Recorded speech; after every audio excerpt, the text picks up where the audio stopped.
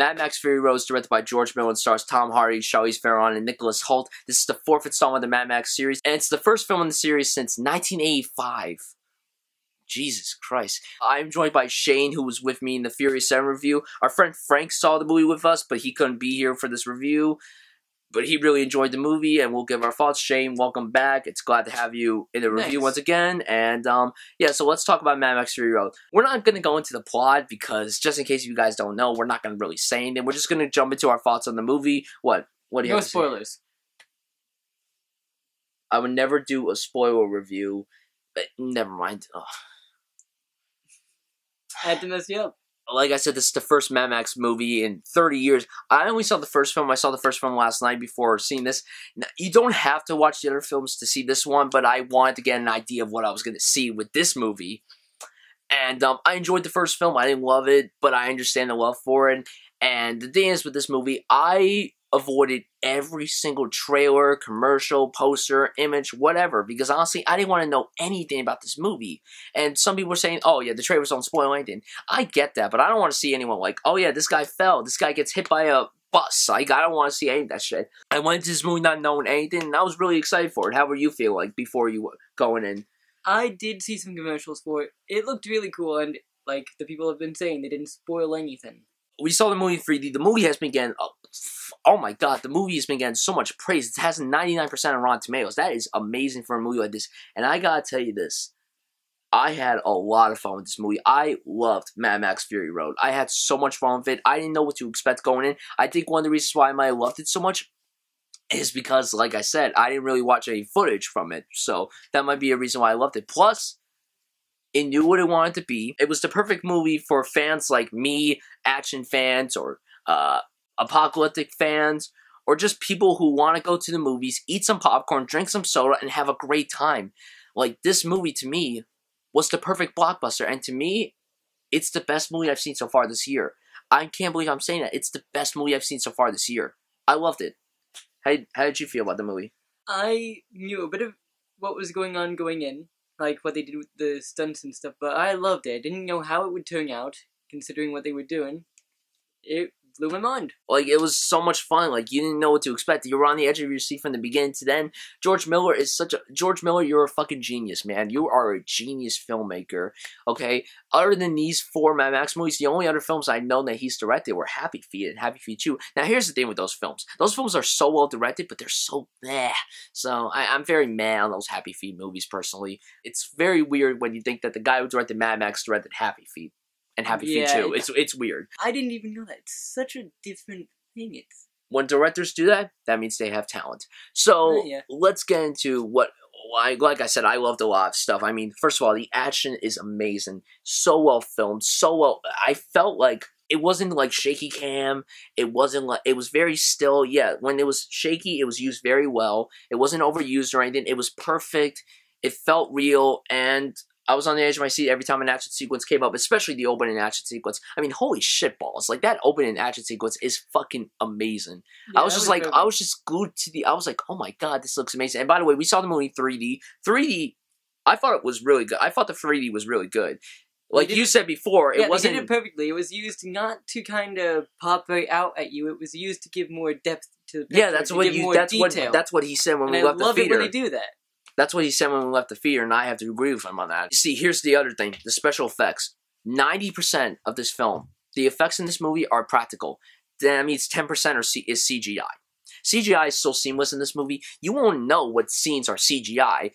Maybe you could tell. I didn't tell personally, but the practical effects were handled extremely well. Whenever a director uses practical effects, like Christopher Nolan did, that's a director that always uses practical effects and uses a little CGI. J.J. Abrams is going to do that with the next Star Wars movie, so like that's the great thing about that. And it was handled so well. I guarantee that this film will get an Oscar nomination for visual effects later this year. I really hope it does. The script was excellent.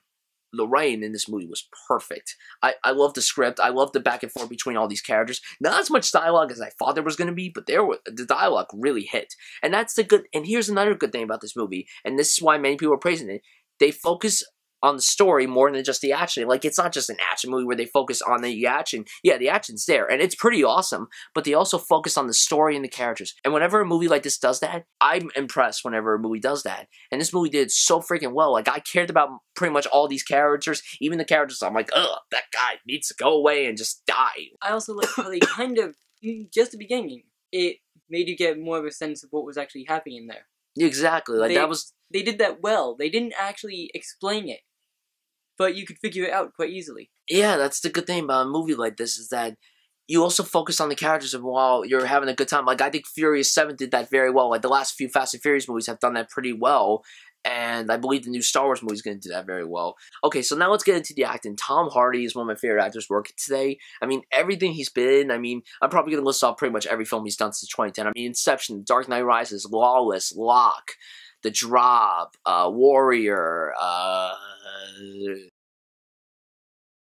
there's so many movies the guy has done. I'm probably forgetting one. If I do, I apologize. I thought he was great as Mad Max.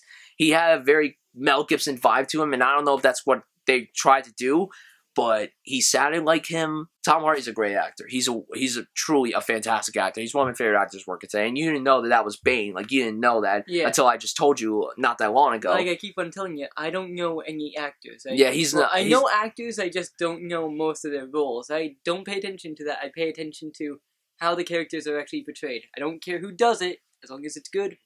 Now, how did you think he did? It was perfect. Like, the character was perfect. He's really good, but my favorite performance in the movie was definitely Charlize Theron as Furiosa. Furiosa. There we go.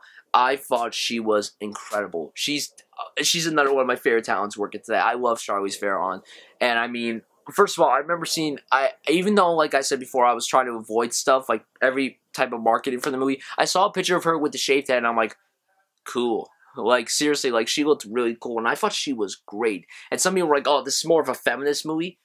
I get that. I felt like she had more screen time than him, but I thought she did a great job, and her chemistry with Tom Hardy was fantastic. How do you think she did? Pretty cool.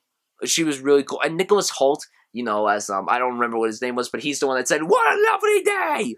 So, I mean, the bald guy. The bald guy that was with them. Did you see X-Men Days of Future Past? Yeah.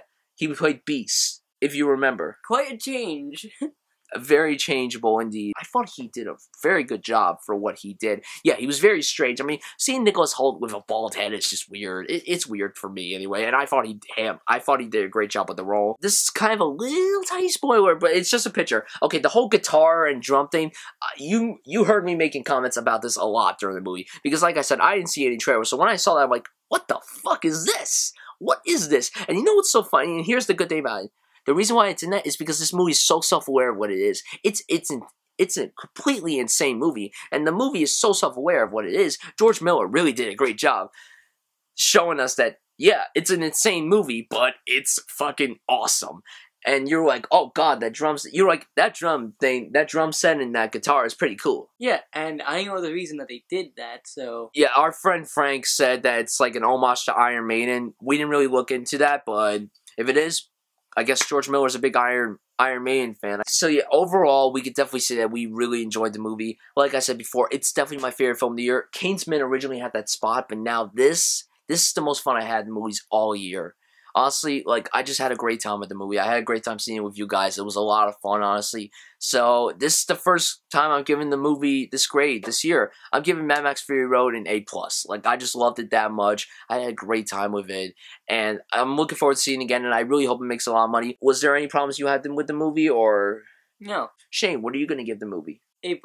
So, guys, thank you so much for watching this review. Please comment down below and tell us what you think of Mad Max Fury Road. And tell us what's your favorite film of the year so far. This, like I said, this is my favorite film of the year so far. I think you said you like Kingsman more than this. No, I never said that. I thought you said that. Listen, this movie made my head go boom, okay? Literally, boom. So, yeah, thank you guys so much for watching, and we will see you guys soon, and I'm going to go fall right now. Bye.